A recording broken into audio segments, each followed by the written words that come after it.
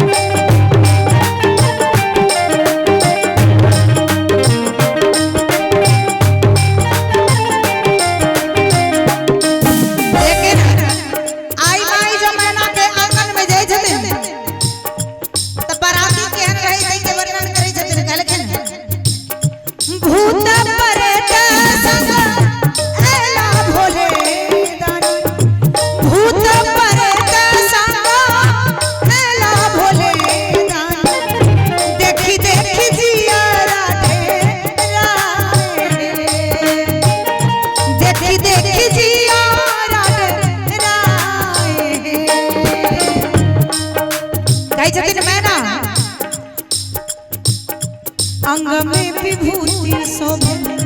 गले रुंडमाला अंग में विभूति शोभे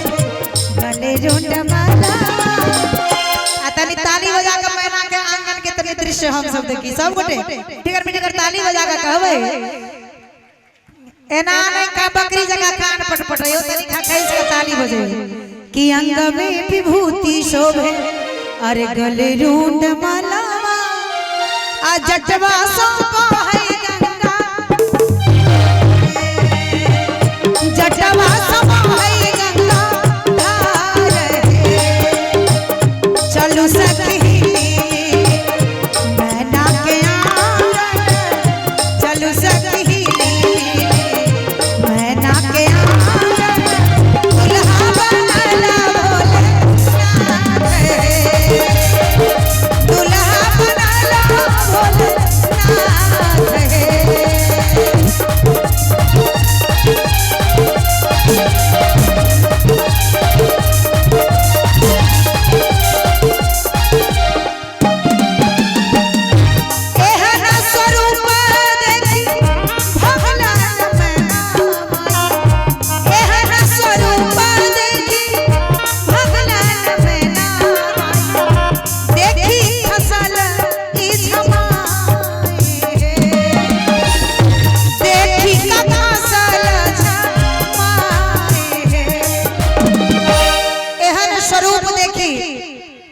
खसली मैना माई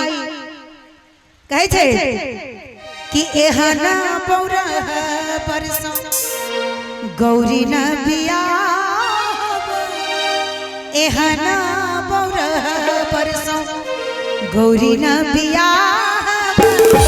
मोरो गौरी